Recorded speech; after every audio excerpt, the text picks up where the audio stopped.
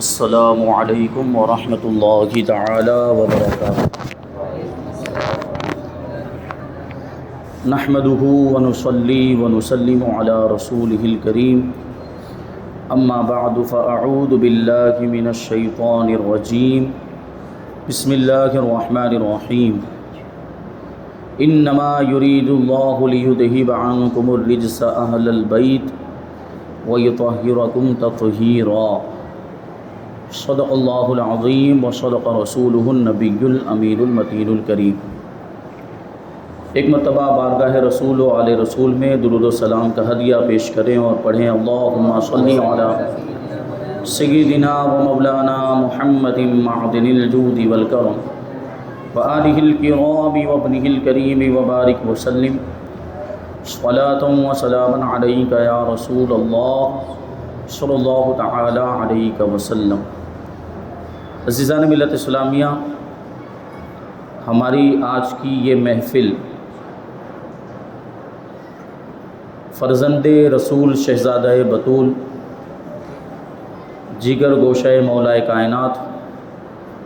حضرت امام حسن مجتبیٰ رضی اللہ تعالی عنہ کی طرف منسوب ہے۔ آج انشاءاللہ تبارک و تعالیٰ ان کا تذکرہ کریں گے۔ اللہ تعالیٰ جو کچھ بھی بیان ہو اس پر ہم سب کو عمل کرنے کی توفیق عطا فرمائے اور ہماری اس محفل کو قبول فرما کر آخرت میں اس کو ہمارے لیے ذریعہ نجات بنائے۔ حضرت امام حسن مجتبیٰ رضی اللہ تعالی عنہ 15 رمضان المبارک 3 ہجری میں مدینہ منورہ کے اندر پیدا ہوئے۔ حضور پاک صلی اللہ علیہ وسلم نے خود آپ کے کان میں اذان دی اور 7ویں دن حضور پاک صلی اللہ علیہ وسلم نے آپ کا عقیقہ فرمایا اور 2 مینڈھے ذبح فرمائے۔ آپ کا نام بھی رکھا۔ یہ جو حسن نام ہے یہ حضور پاک صلی اللہ علیہ وسلم کا دیا ہوا نام ہے، اور حضور نے ارشاد فرمایا کہ حسن اور حسین یہ دونوں جنتی نام ہیں، اور یہ دونوں شہزادوں کے نام حسن اور حسین ہوئے۔ اس سے پہلے کسی کے یہ نام نہ رکھے گئے، بعد میں تو لاکھوں کروڑوں نے یہ نام رکھے، لیکن ان دونوں شہزادوں کے یہ نام ہونے سے پہلے کسی کے یہ نام نہیں رکھے گئے۔ یہ فضیلت اور خصوصیت ہے ان دونوں ناموں کی۔ اور حضور پاک صلی اللہ علیہ وسلم نے ارشاد فرمایا کہ حضرت ہارون علیہ السلام نے اپنے دونوں بیٹوں کا نام شبیر اور شبر رکھا تھا، تو انہی دونوں ناموں پر میں بھی اپنے دونوں بیٹوں کا نام حسن اور حسین رکھوں، کیونکہ وہ عبرانی زبان میں شبیر اور شبر، اس کا عربی میں ترجمہ کریں تو وہ حسن اور حسین بنتا ہے، یعنی شبر کا معنی حسن اور شبیر کا معنی حسین۔ اسی وجہ سے امام علی مقام امام حسین کو شبیر بھی کہا جاتا ہے۔ حضرت امام حسن مجتبیٰ رضی اللہ تعالیٰ عنہ کا لقب سبط رسول، سبط اکبر، یعنی رسول پاک صلی اللہ علیہ وسلم کے نواسے، اور ریحانۃ الرسول بھی ہے کہ رسول پاک صلی اللہ علیہ وسلم کے پھول۔ حضور پاک صلی اللہ علیہ وسلم ان دونوں شہزادوں کو پھولوں کی طرح سونگھا کرتے تھے۔ ہم اور آپ اپنے بچوں کو چومتے ہیں، لیکن حضور پاک صلی اللہ علیہ وسلم ان دونوں شہزادوں کو چومتے بھی تھے اور سونگھتے بھی تھے، اور ارشاد فرمایا کرتے تھے کہ ہما ریحانتا یا من الدنیا، کہ یہ دونوں یعنی حسن اور حسین میرے پھول ہیں جو دنیا میں مجھے عطا کیے، اور پھول کو سونگھا جاتا ہے تو ریحانۃ الرسول لقب بنا اسی وجہ سے۔ ابو محمد آپ کی کنیت ہے۔ اللہ تبارک و تعالیٰ نے بڑا بلند و بالا مقام عطا فرمایا۔ حضور پاک صلی اللہ علیہ وسلم آپ سے بڑی محبت فرماتے تھے۔ دونوں شہزادوں سے حضور پاک صلی اللہ علیہ وسلم نے ایک مرتبہ ارشاد فرمایا کہ ہاذانی ابنایا و ابنا ابنتی، کہ یہ دونوں میرے بیٹے ہیں اور میرے نواسے ہیں، میری بیٹی کے بیٹے ہیں۔ اللہم انی احبہما فاحبہما واحب من یحبہما، اے پروردگار عالم میں ان دونوں سے محبت کرتا ہوں، تو بھی ان سے محبت فرما، اور جو ان سے محبت کرے اس کو بھی اپنا محبوب بنا لے۔ دیکھیے، ہمیں اگر اللہ کا محبوب بننا ہو تو پروانہ اللہ کے رسول کی بارگاہ سے مل چکا ہے کہ حضرات حسنین کریمین سے محبت کریں تو اللہ تبارک و تعالی ہمیں اپنا محبوب بنا دے گا۔ یہ امام حسن مجتبی رضی اللہ تعالیٰ عنہ، اللہ کے رسول صلی اللہ علیہ وسلم نے ایک حدیث پاک میں ارشاد فرمایا کہ میرا یہ بیٹا، حضرت امام حسن کی طرف اشارہ کرتے ہوئے ارشاد فرمایا کہ میرا یہ بیٹا سردار ہے، لعل اللہ ان یصلح بہ بین الفئتین من المسلمین، کہ ان قریب اللہ تبارک و تعالی میرے اس بیٹے کی بدولت مسلمانوں کے دو گروہوں کے درمیان صلح فرما دے گا۔ وہ صلح کون سی؟ حضرت امیر معاویہ رضی اللہ تعالیٰ عنہ سے حضرت علی مرتضیٰ رضی اللہ تعالیٰ عنہ کی وفات کے بعد 40,000 لوگوں نے امام حسن مجتبی پر آپ کے ہاتھ پر بیعت کر لی تھی، اور یہ بیعت کیسی تھی؟ مرنے مٹنے کی، جان قربان کرنے کی بیعت تھی۔ لیکن اس کے باوجود حضرت امام حسن مجتبی رضی اللہ تعالیٰ عنہ نے یہ سوچا کہ قتل و غارت گری نہیں ہونی چاہیے، مسلمانوں کا خون نہیں بہنا چاہیے، اس وجہ سے آپ نے حضرت امیر معاویہ سے صلح فرما لی، اور حضرت امیر معاویہ کے حق میں آپ خلافت سے دستبردار ہو گئے۔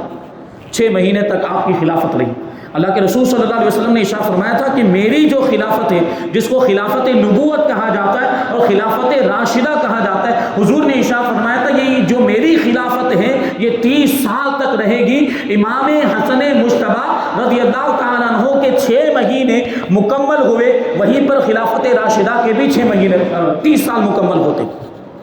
تو اس سے پتہ چلا کہ حضرت امام حسن بھی خلیفہ راشد ہیں، آپ کا بھی خلفائے راشدین میں شمار ہوتا ہے۔ انس رضی اللہ تعالیٰ عنہ نے فتاوی رضویہ شریف جدید کی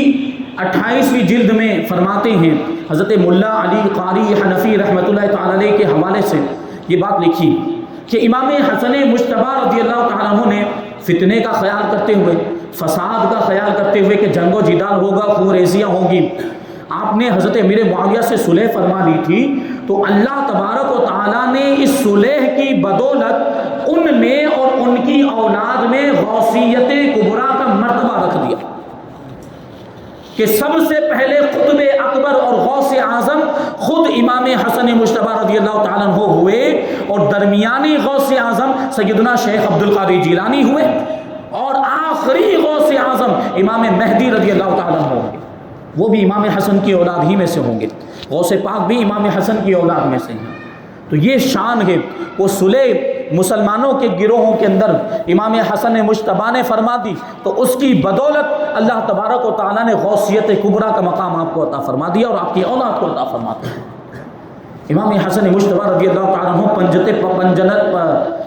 پنجتن پاک میں آپ کا شمار ہوتا ہے۔ میں نے جو آیت کریمہ تلاوت کی اہل بیت کے بارے میں، اللہ تعالیٰ ارشاد فرماتا ہے انما یرید اللہ لیذھب عنکم الرجس اہل البیت ویطہرکم تطہیرا، کہ اے نبی کے گھر والوں، اللہ تو یہی چاہتا ہے کہ تم سے ہر گندگی کو دور کر دے اور تمہیں خوب پاکیزہ اور ستھرا کر دے۔ جب یہ آیت کریمہ نازل ہوئی، مسلم شریف کی روایت ہے کہ اللہ کے رسول صلی اللہ علیہ وسلم کاشانۂ نبوت سے باہر تشریف لائے، ایک چادر مبارک اوڑھی ہوئی تھی، آپ نے حضرت امام حسن رضی اللہ تعالیٰ عنہ کو بلایا اور اس چادر میں داخل فرما لیا، امام حسین کو بلایا اور ان کو بھی چادر میں داخل کر لیا، حضرت خاتون جنت کو بلایا، ان کو بھی چادر میں داخل کر لیا، اور مولا کائنات علی مرتضیٰ شیر خدا رضی اللہ تعالیٰ عنہ کو بھی بلایا اور ان کو بھی چادر میں داخل کر لیا۔ پھر اللہ تبارک و تعالیٰ کی بارگاہ میں اپنے ہاتھوں کو بلند کر کے اللہ کے رسول صلی اللہ علیہ وسلم عرض کرتے ہیں، یوں دعا کرتے ہیں، ہؤلاء اہل بیتی وخاصتی اللہم اذہب عنہم الرجس وطہرہم تطہیرا، اے پروردگار عالم، یہ میرے اہل بیت ہیں، یہ میرے گھر والے ہیں، یہ میرے خاص لوگ ہیں، تو اے پروردگار تو ان سے ناپاکی کو اور گندگی کو دور فرما دے اور ان کو خوب پاک اور ستھرا فرما دے۔ تو حضور نے ان مبارک ہستیوں کو اپنا اہل بیت کہا، اور پوری کائنات کے اندر یہ شرف صرف ان 4 ہستیوں کو ملا۔ ازواج مطہرات بھی اہل بیت میں شامل ہیں، لیکن اس خاص موقع پر اللہ کے رسول صلی اللہ علیہ وسلم نے ان 4 ہستیوں کو شامل فرمایا، اور اسی وجہ سے حضور پاک صلی اللہ علیہ وسلم کو اس میں شامل کریں تو پنجتن بنتے ہیں۔ تو انہی 5 مبارک ہستیوں کو، مقدس ہستیوں کو ہم پنجتن پاک کے نام سے یاد کرتے ہیں۔ مباہلہ والا واقعہ آپ کو یاد ہو کہ نجران کے عیسائی نصرانی حضور پاک صلی اللہ علیہ وسلم کی بارگاہ میں آئے اور حضور سے حضرت عیسیٰ علیہ السلام کے بارے میں بحث کرنے لگ گئے، کیونکہ ان کا عقیدہ تھا کہ معاذ اللہ حضرت عیسیٰ علیہ السلام یہ اللہ کے بیٹے ہیں اور خدا ہیں، معبود ہیں، 3 خداؤں میں سے ایک خدا ہے معاذ اللہ۔ حضور پاک صلی اللہ علیہ وسلم نے ان کو سمجھانے کی کوشش کی، دلیلیں بھی تھی، لیکن وہ سمجھنے کے لیے تیار نہ ہوئے اور ہٹ درمی پر اتر آئے، بحث و مباحثہ کرتے رہے، تکرار کرتے رہے، اور انہوں نے حضور پاک صلی اللہ علیہ وسلم کو اس کی وجہ سے تکلیف پہنچائی، آپ کے دل کو تکلیف پہنچی، تو اللہ تبارک و تعالیٰ کو یہ گوارا نہ ہوا، آیت مباہلہ نازل ہوئی۔ اللہ تعالیٰ نے ارشاد فرمایا فَمَنْ حَاجَّكَ فِيهِ مِنْ بَعْدِ مَا جَاءَكَ مِنَ الْعِلْمِ فَقُلْ تَعَالَوْا نَدْعُ أَبْنَاءَنَا وَأَبْنَاءَكُمْ وَنِسَاءَنَا وَنِسَاءَكُمْ وَأَنفُسَنَا وَأَنفُسَكُمْ ثُمَّ نَبْتَهِلْ فَنَجْعَلْ لَعْنَةَ اللَّهِ عَلَى الْكَاذِبِينَ۔ اگر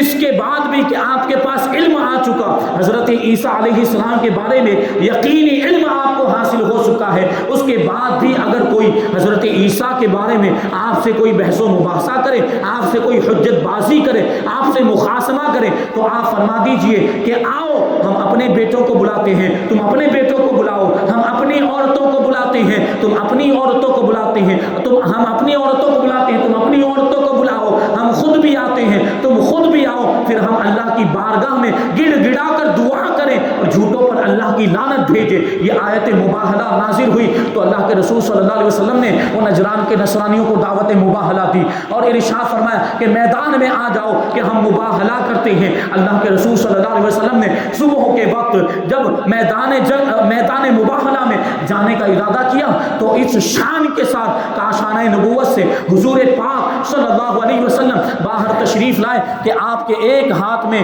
امام حسن کا ہاتھ تھا اور دوسرے ہاتھ میں امام حسین کا ہاتھ تھا، اور پیچھے پیچھے حضرت مولا کائنات چل رہے تھے اور حضرت خاتون جنت رضی اللہ تعالی عنہا بھی پیچھے پیچھے چل رہی تھی۔ ان سارے حضرات سے، ان مقدس ہستیوں سے اللہ کے رسول صلی اللہ علیہ وسلم نے ارشاد فرمایا کہ میں جو بھی دعا کروں تم آمین کہنا۔ میدان میں پہنچ گئے، نصرانی بھی آ گئے، عیسائی بھی آ گئے۔ اب جب میدان میں عیسائی پہنچ گئے تو عیسائیوں کا سب سے بڑا پادری جس کا نام عبد المسیح تھا، جب اس نے رسول پاک کے چہروں کو دیکھا اور حضرات حسنین کریمین کو دیکھا، مولا کائنات کو دیکھا، تو وہ کہنے لگا، اپنے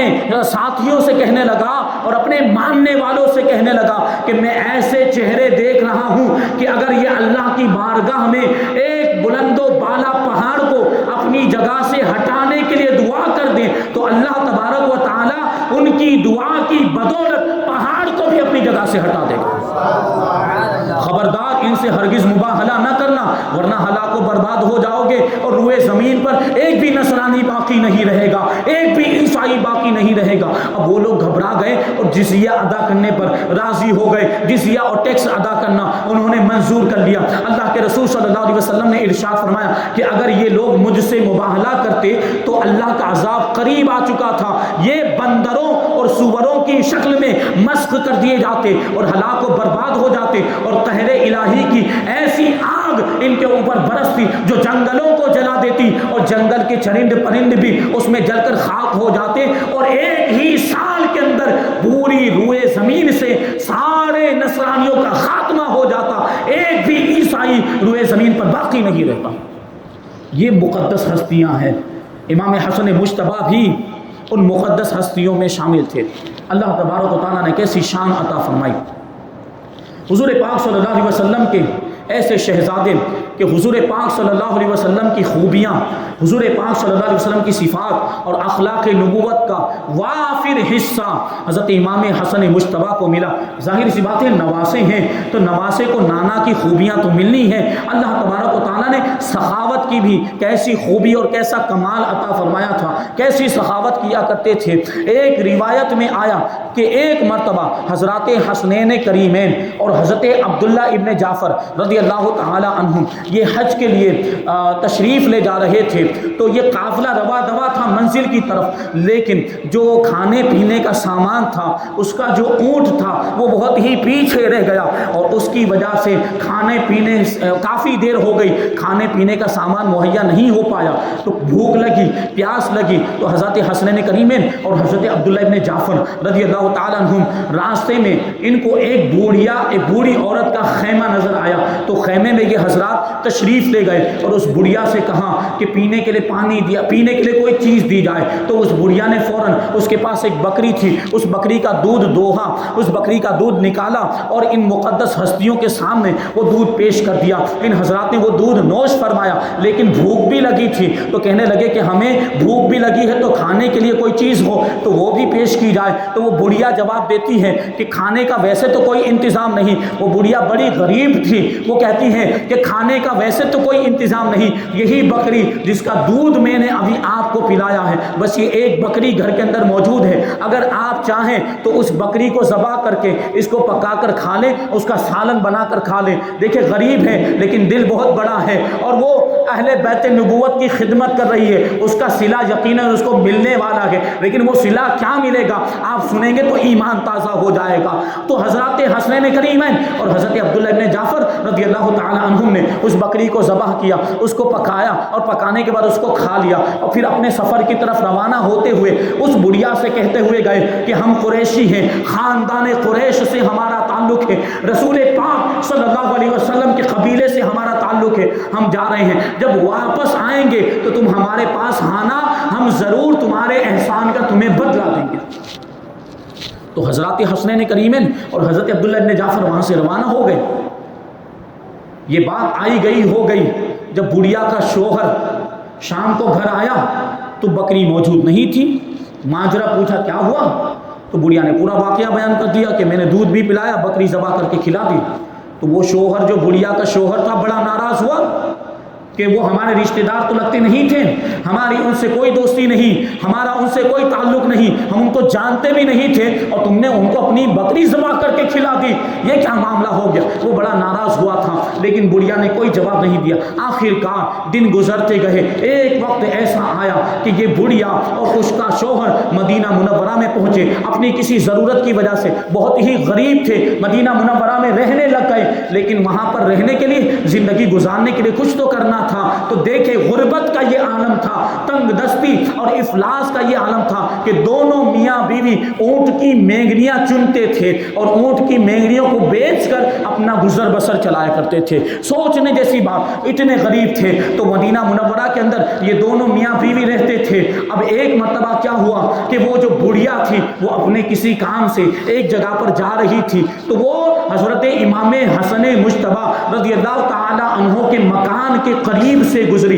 حضرت امام حسن مجتبی رضی اللہ تعالیٰ عنہ اپنے مکان کے دروازے پر کھڑے تھے، جیسے ہی بڑھیا پر آپ کی نظر پڑی فوراً اس بڑھیا کو پہچان لیا، اس کو آواز دے کر ارشاد فرمایا کہ اے خاتون، کیا تم مجھے پہچانتی ہیں، کیا تم مجھے جانتی ہیں؟ تو بڑھیا نے جواب دیا کہ نہیں۔ امام حسن مجتبی رضی اللہ تعالیٰ عنہ نے ارشاد فرمایا میں وہ ہوں جو فلاں دن تیرا مہمان بنا تھا، جو فلاں دن تیرا مہمان بنا تھا، میں وہ ہوں جس کو تو نے اپنی بکری کا دودھ پلایا تھا اور بکری ذبح کر کے اس کا گوشت کھلا دیا تھا۔ اتنا کہنے کے بعد امام حسن مجتبی رضی اللہ تعالیٰ عنہ نے اس کو 1000 بکریاں اور 1000 دینار عطا فرمایا،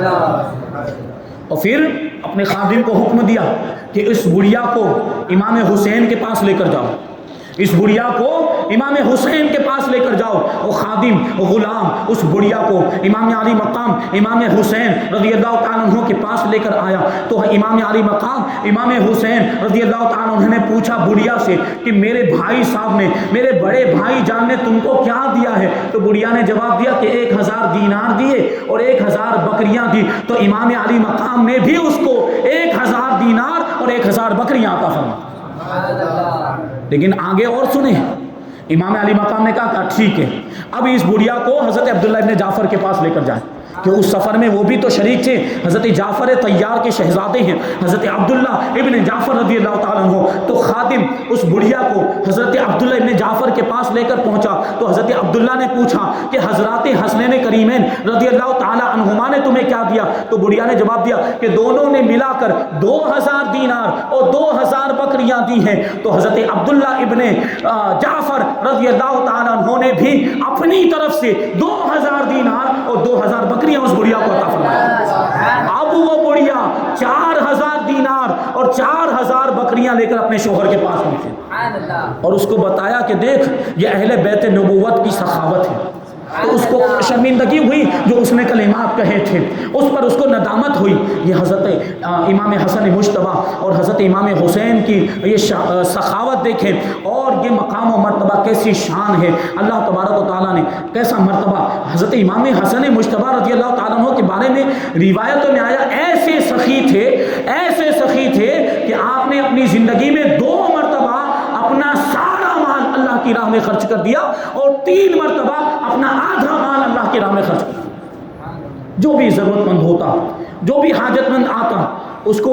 منع نہیں فرماتے تھے، ضرور مدد فرماتے. کیونکہ حضور کی بھی تو یہ شان تھی کہ کوئی بھی مانگنے والا آتا تو اس کو نہ نہیں فرماتے. جو ہم نے اشعار سنے ہیں، واہ کیا جود و کرم ہے شہ بطحا تیرا، نہیں سنتا ہی نہیں مانگنے والا تیرا. یہ شان حضرات حسنین کریمین کو بھی ملی تھی، امام حسن مجتبیٰ کو بھی ملی. ایک مرتبہ ایک باغ میں تشریف لے گئے تو اس باغ میں کیا دیکھا کہ ایک سیاہ فام غلام بیٹھا ہوا ہے اور وہ کھانا کھا رہا ہے. لیکن حضرت امام حسن مجتبیٰ نے یہ عجیب منظر دیکھا کہ اس کے قریب میں اس کا کتا بھی بیٹھا ہوا تھا اور وہ یہ کر رہا تھا. اس کا طریقہ یہ تھا کہ وہ ایک نوالا خود کھاتا تھا اور ایک نوالا اپنے کتے کو کھلاتا تھا. امام حسن مجتبیٰ اس کے قریب گئے اور اس کے یہ پورا ماجرا جو تھا اس کی وجہ پوچھی کہ تم ایسا کیوں کر رہے ہو کہ ایک نوالا خود کھاتے ہو اور ایک نوالا اپنے کتے کو کھلاتے ہو. تو اس سیاہ فام غلام نے، اس حبشی غلام نے جواب دیا کہ مجھے اس بات سے حیا آتی ہے،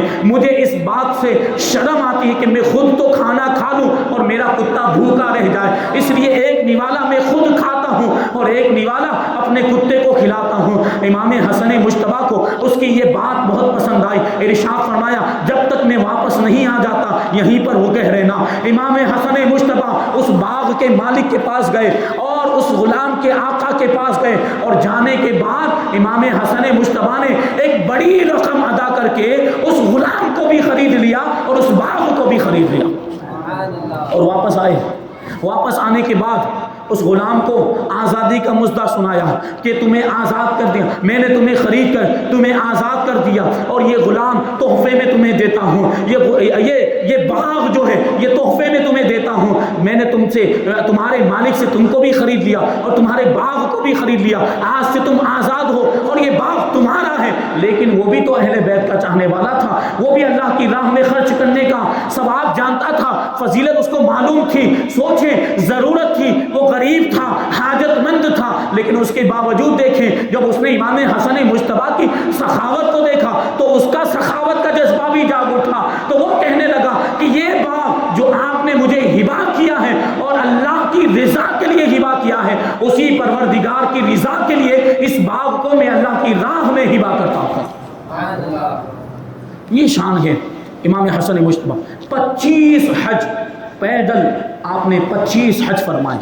پیدل فرمائے. جبکہ امام حسن مجتبیٰ کی شان کیا تھی کہ ہر وقت خادم ساتھ میں رہتے اور عمدہ قسم کی سواریاں موجود. اور جب پیدل حج کرتے تھے تو سواریاں ساتھ میں ہوتی تھی لیکن آپ سوار نہیں ہوتے تھے. ایک مرتبہ امام حسن مجتبیٰ رضی اللہ تعالیٰ عنہ اسی طریقے سے پیدل سفر کر رہے تھے، حج کے لیے جا رہے تھے کہ آپ کے پاؤں زخمی ہو گئے، پیدل چلنے کی وجہ سے پاؤں زخمی ہو گئے. تو خادم نے عرض کیا کہ حضور سواری پر سوار ہو جائیں، آپ کے پیر زخمی ہو گئے، امام حسن مجتبیٰ نے انکار کر دیا، سوار ہونے سے انکار کر دیا، لیکن ساتھ ہی یہ ارشاد فرمایا کہ آگے منزل پر جب ہم پہنچیں گے تو وہاں ایک حبشی تیل بیچ رہا ہوگا، اس سے جا کر تم تیل خرید لینا۔ تو غلام نے امام حسن مجتبیٰ کی بارگاہ میں عرض کیا کہ حضرت اتنا لمبا سفر کر کے ہم آئے ہیں، کہیں بھی کوئی بھی تیل بیچنے والا نظر نہیں آیا، اور یہ راستہ ایسا ہے کہ یہاں امید ہی نہیں ہے کہ کوئی تیل بیچنے والا حبشی آدمی مل جائے، یعنی آگے بھی حبشی غلام ملنے کی کوئی امید نہیں، تیل بیچنے والا ملنے کی کوئی بھی امید نہیں۔ لیکن امام حسن مجتبیٰ نے کہا تم چلو تو صحیح، آگے چلے، اور منزل پر جب اترے تو وہاں جو امام حسن مجتبیٰ نے جو جگہ بتائی تھی، جو نشانی بتائی تھی، اسی نشانی کے مطابق اسی جگہ پر وہ حبشی آدمی ملا جو تیل بیچ رہا تھا۔ یہ امام حسن مجتبیٰ کا علم غیب تھا، تو تیل بیچ رہا تھا۔ خادم اس کے پاس گیا اور اس نے کہا کہ مجھے تیل دو، تیل چاہیے مجھے۔ تو اس نے پوچھا کہ کس کے لیے تیل خریدتے ہو؟ خادم نے جواب دیا امام حسن مجتبیٰ کے لیے۔ تو وہ امام حسن کا چاہنے والا تھا، اس نے کہا میں ان کا غلام ہوں، مجھے ان کے پاس لے کر جاؤ۔ اب وہ غلام خادم وہ حبشی تیل فروش کو امام حسن مجتبیٰ کی بارگاہ میں لے کر آ، تو وہ آنے کے بعد عرض کرتا ہے کہ حضرت یہ تیل آپ کی بارگاہ میں ویسے ہی پیش کرتا ہوں، آپ سے میں اس کی قیمت نہیں لوں گا، صرف آپ میرے لیے دعا فرمائیں کہ میری بیوی درد ذہن میں مبتلا ہے، بچہ پیدا ہونے والا ہے، دعا فرمائیں کہ اللہ تبارک و تعالیٰ نیک اور صالح اولاد عطا فرمائے، اہل بیت سے محبت کرنے والی اولاد عطا فرمائے۔ امام حسن مجتبیٰ نے ارشاد فرمایا کہ تم اپنے گھر پہ جاؤ، انشاءاللہ اللہ تبارک و تعالیٰ ویسا ہی بچہ تمہیں عطا فرمائے گا جیسا تم چاہتے ہو، اور وہ ہمارا پیروکار ہوگا۔ جب وہ واپس گھر گیا تو اپنی بیوی کو اسی کیفیت میں پایا، اسی حالت میں پایا جو اس نے حضرت امام حسن مجتبیٰ سے سنی تھی۔ یہ شان ہے، یہ مقام و مرتبہ امام حسن مجتبیٰ رضی اللہ تعالیٰ عنہ کا، اور بہت سارے واقعات ہیں بیان کیے جا سکتے ہیں۔ ایک کرامت بڑی مشہور ہے کہ ایک سفر میں آپ جو جا رہے تھے، صحابی رسول حضرت عبداللہ ابن زبیر بھی ساتھ میں تھے، تو ایک باغ میں تشریف لے گئے۔ وہ باغ کھجوروں کا باغ تھا، لیکن سارے کھجوروں کے درخت جو تھے وہ خشک ہو گئے تھے، ان میں پھل موجود نہیں تھے، پتے بھی جھڑ گئے تھے۔ ایک درخت کے نیچے بچھونا بچھا دیا گیا، وہیں پر امام حسن مجتبیٰ رضی اللہ تعالیٰ عنہ تشریف فرما ہوئے۔ حضرت عبداللہ ابن زبیر رضی اللہ تعالیٰ عنہ نے امام حسن کی بارگاہ میں یہ بات عرض کی کہ کاش کہ اس درخت پر کھجوریں ہوتی تو ہم کھجوریں کھاتے اور سیر ہو جاتے، اپنی بھوک کو مٹا لیتے۔ امام حسن مجتبیٰ رضی اللہ تعالیٰ عنہ نے اتنا سننا تھا، اللہ کی بارگاہ میں ہاتھ اٹھائے، اللہ کی بارگاہ میں دعا کی۔ ابھی دعا مکمل بھی نہیں ہوئی تھی کہ وہ جو درخت جو بالکل خشک ہو چکا تھا، جو بالکل سوکھ گیا تھا، جس کے پتے بھی جڑ گئے تھے، جس پر پھل بھی موجود نہیں تھے، وہ تھوڑی دیر کے اندر تر و تازہ ہو گیا، سر سبز و شاداب ہو گیا، اور اس پر پکی کھجوریں بھی آ گئی۔ ایک شتربان تھا وہاں پر، اونٹ چلانے والا، غالباً وہ مسلمان نہیں تھا، اسی لیے اس نے جب یہ منظر دیکھا تو کیا کہنے لگا کہ یہ تو جادو کا کرشمہ ہے، یہ تو جادو کا کرشمہ ہے۔ حضرت عبداللہ ابن زبیر رضی اللہ تعالیٰ عنہ نے جب اس کا یہ جملہ سنا تو ارشاد فرمایا یہ جادو نہیں ہے بلکہ رسول اللہ صلی اللہ علیہ وسلم کے فرزند کی دعائیں مقبول کا نتیجہ ہے، یہ ان کی کرامت ہے۔ یہ امام حسن مجتبیٰ رضی اللہ تعالیٰ عنہ، اللہ تبارک و تعالیٰ نے ایسا مقام و مرتبہ عطا فرمایا تھا۔ اللہ تبارک و تعالیٰ کی بارگاہ میں دعا کرتے ہیں کہ جو کچھ بھی بیان ہوا اس پر ہم سب کو عمل کرنے کی توفیق عطا فرمائے، اہل بیت اطہار سے بھی محبت کرنے کی توفیق عطا فرمائے، اور صحابہ کرام سے بھی ہم سب کو محبت کرنے کی توفیق عطا فرمائے۔ مذہب اہل سنت مسلک اعلیٰ حضرت پر ہم سب کو قائم و دائم رکھے، اور اسی پر ہم سب کا خاتمہ فرمائے۔ وما علینا الا البلاغ۔ السلام علیکم۔